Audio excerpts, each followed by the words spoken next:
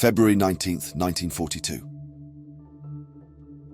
188 Japanese fighters and bombers fill the sky over Darwin in the Northern Territory of Australia. Locals, mistaking them for American planes returning from an exercise, went about their morning business as usual.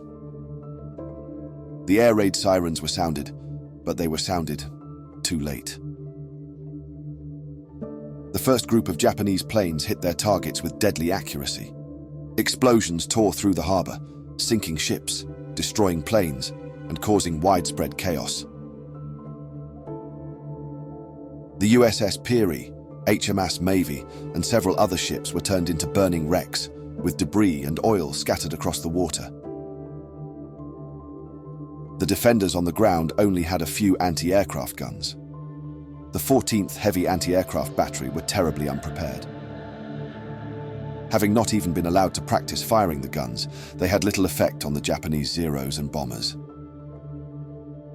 The skies over Darwin were like a nightmare as bombs fell on both civilian and military targets. Hospitals, airfields, and barracks were destroyed, and terrified residents ran for their lives. 2 hours later, another wave of 54 bombers appeared, this time focusing on the Royal Australian Air Force Base. Explosions shook the airfield, and leading aircraftman Stanley Hawker watched as planes were blown apart. Wing Commander Archibald Tyndall fought back bravely, shooting at the attackers until he was killed by a cannon shell. The Royal Australian Air Force Base at Tyndall would be named after him to honour his sacrifice. When the second raid ended, Darwin lay in ruins, with smoke rising from the wreckage and the number of deaths rising. At least 243 people were killed, though many think the real number was higher. However, the attack would also change the course of the war in the Pacific and spell ultimate doom for Imperial Japan. So why did the Japanese attack Australia in the first place? And did they miscalculate the strength of the response that they would receive from Australia and its allies? To answer this, we need to go back to the 1930s. Japan, partly inspired by Western imperialism, sought to establish itself as the dominant power in East Asia. By the late 19th century, Japan had modernized rapidly during the Meiji Restoration and aimed to compete with Western powers by acquiring colonies and expanding its influence. China, with its vast resources and strategic position, was seen as a key area for expansion. By the time of the Second Sino-Japanese War, China was deeply divided, with warlords controlling various regions and the nationalist government under Chiang Kai-shek struggling to unify the country. The ongoing civil strife between the nationalists and communists made China vulnerable to external invasion, which Japan exploited to expand its control, beginning with the invasion of Manchuria in 1931 and escalating to full-scale war in 1937. By 1941, Japan had expanded its reach to Indochina, modern-day Vietnam, Cambodia, and Laos. With this progress, the Japanese sought to state their dominance even further, despite rising conflicts with the West. The United States, seeing Japan's bold moves, responded with economic sanctions, including a severe oil embargo. It was an extreme measure. Japan relied heavily on the United States for its oil, the US supplying approximately 80% of Japan's oil, or 26 million barrels annually. As supplies decreased, time was running out. Japan needed a new plan. Japan was pushed toward seeking alternative sources of oil, eventually leading to their decision to strike southward. But they had one major threat that would impede any move south: the US Pacific Fleet. On December 7, 1941, the world was shocked as Japan started a surprise attack on Pearl Harbour, pulling the United States into the war. But Pearl Harbour was just the opening move in a series of swift strategic maneuvers from the Japanese. In just 10 weeks, Japan swept through Hong Kong, Malaya, Singapore, and the Australian territory of New Britain, like a huge wave spreading across the Pacific. It was a rapid advance meant to secure resources and strategic positions before the Allies could coordinate a response. This leads us to Australia. Positioned at the southernmost edge of the Asia-Pacific theatre and Japan's current sphere of influence. From the point of view of Japanese strategists, Australia was far from a forgotten land. It posed a strategic threat due to its close alliance with the United States. Japan aimed to secure its southern flank and maintain control over the South Pacific, including key areas like the Solomon Islands and as far east as the Marshall Islands. Disrupting the Australia-US alliance and neutralizing Australia's military infrastructure were crucial steps in preventing interference with Japan's broader plans for dominance in the region. Australia's journey into the Pacific War was, for the most part, decided for them. On December 9, 1941, just 2 days after the attack on Pearl Harbour, Australia declared war on Japan. Suddenly, this peaceful continent found itself in the middle of a struggle for control in the Pacific. Thousands of American troops began arriving on Australian soil, and the land that had once seemed so far from the action was now an important centre for the Allied forces' Pacific strategy. Australia was becoming what the Japanese feared the most: a stronghold for the Allies and a staging area for future counterstrikes against them. Japan knew it had to act fast. As Allied support arrived quickly, Japan turned its focus to the northern coast of Australia, specifically to Darwin, a town that up until then was largely unknown to the outside world. Darwin, a sparsely populated town with almost a frontier feel to it, was about to find itself in the center of trouble. To the Japanese, Darwin wasn't just a distant base. It was an important connection in the Allied route for supplies, a preparation area for troops, aircraft, and military supplies moving north into the Pacific. If Japan could strike a blow here, it could interrupt the Allies' plans before they completely developed. So, on February 19, 1942, Darwin woke up to the loud noise of incoming aircraft. Not friendly planes, but a fleet of 188 Japanese bombers and fighters sweeping down from the sky. They struck with brutal precision. The attack was led by the same commander, Mitsuo Fuchida, who had planned the famous attack on Pearl Harbour just months before. The similarities were frightening, and the effect was devastating. Explosions shook the harbour as bombs fell on ships, docks, and military installations. The USS Peary, a US destroyer, took 5 direct hits and sank, with the loss of over 90 lives. The scene was disorder. Ships on fire, smoke billowing across the water, and explosions echoing through the town. People hurried for cover as the reality of war struck the Australian mainland for the first time. This was Darwin's own Pearl Harbour, and it left the town stunned. In just 40 minutes, 8 ships had been sunk, 11 more were damaged, and critical infrastructure lay in ruins. Hundreds were killed, and many more wounded. The Japanese weren't finished.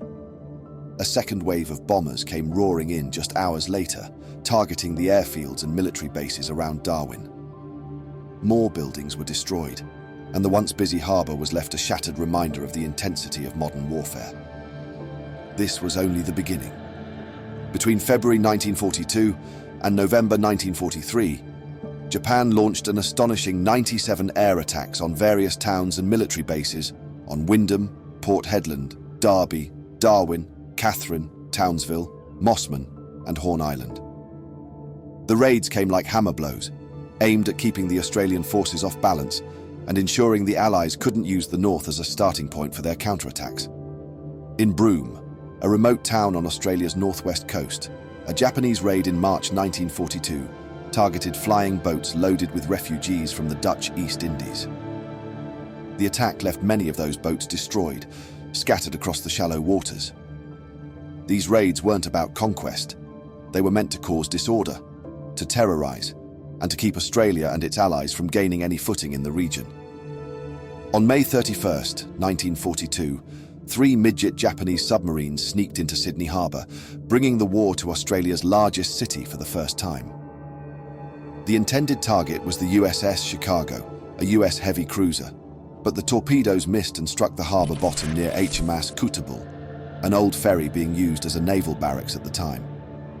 The explosion resulted in the sinking of Kutubal, killing 21 sailors. Further midget submarine attacks in June 1942 saw shots fired near Sydney and Newcastle. These incidents heightened fears of invasion. Despite the destruction, despite the constant attacks, the full-scale invasion of Australia never came. Why? The reality of a long-term campaign against Australia was more challenging for Japan than what they could manage. The logistics alone were a nightmare. Japan had already stretched its supply lines thin across the vast reaches of its new empire, and Australia, with its difficult environment, great distances, and a growing Allied presence, proved to be a much harder target than their earlier successes, requiring a larger commitment of ships and men than they had available at that time. Therefore, unbeknownst to Australia and its allies, Japan had placed full-scale invasion plans of Australia onto the back burner for the time being. There was also the tide of the war itself. In May 1942, the Battle of the Coral Sea, just northeast of Australia, marked a critical turning point. Allied forces, including American and Australian naval units, managed to stop a major Japanese advance for the first time in the war. Just a month later, Japan suffered a terrible loss at the Battle of Midway, losing 4 of its valuable aircraft carriers. These battles indicated a shift in progress as the once unstoppable Japanese advance began to weaken. With increasing losses and stretched resources, Japan had to adjust. Their grand goals to strike south and dominate Australia became impossible to maintain. The war was turning, and Japan had more urgent problems than a full-scale attack on the Australian mainland. The Allied forces, regrouping and rearming, began to press back, island by island, inch by inch, pushing the Japanese back across the Pacific. And so, Australia was saved from the worst of what could have been. But the attacks they suffered were still devastating, not just physically but psychologically. The raids on Darwin and other towns along the northern coast left a mark on the Australian mind, a reminder that even the most remote corners of the world were not safe from the reach of war. Australia's sense of isolation was shattered, replaced by a new resolve to stand side by side with their allies in the fight against oppression. Japan's attack on Australia wasn't about conquest, but control. It was about securing a region, denying the Allies a position, and expanding a vision of an empire that stretched across the Pacific. But ultimately, that vision was flawed. Japan underestimated the resilience of its enemies, the willpower of Australians, and the logistical nightmare of sustaining such an enormous expansion. The bombing of Darwin, known as Australia's Pearl Harbour, marked a turning point for the nation. It brought the war home in a way that Australians had never experienced before. It broke the false belief of being untouchable and started a new vision to contribute to the war effort. Australian soldiers, sailors and airmen would go on to fight across the Pacific, from New Guinea to Borneo, as part of the Allied push to roll back the Japanese advance. Japan's decision to attack Australia was born out of a complex mix of ambition, hopelessness, and opportunity. They saw a chance to secure resources, neutralize a threat, and assert dominance. In doing so, they brought the war to Australian soil, turning once quiet towns into battlefields and making clear that no corner of the world was beyond the reach of worldwide war. But the story doesn't end with the bombs dropping on Darwin. It continues in the courage of those who stayed to rebuild, in the resilience of a nation that rose to the challenge, and in the alliances that were formed in the fires of war. It is a story of ambition, of conflict, and of the unquestionable strength of the human spirit in the face of hardship. Australia may have been a target, but it was never a victim. The bombing of Darwin was a warning, a call that was answered with determination. Japan's attempt to intimidate the Australian people into submission failed. Instead, it started a fierce spirit of resistance and unity that would carry Australia through the darkest days of World War II and beyond. The traces of those attacks are still felt today, not just in the history books, but in the memories passed down, the memorials that stand in honor, and the stories told of courage and resilience. The attacks on Australia show how the world was pulled into war by greed and power, but they also highlight the strength and bravery of the people who helped end the conflict. The question of why Japan attacked Australia is not simply answered by strategy or resource needs. It is a story of human ambition, fear, and resilience, set against the vast blue expanse of the Pacific. And in that story, Australia stood as proof of the lasting will to fight for freedom. If you enjoy videos like this one, then don't forget to like, comment, and subscribe. Thanks for watching.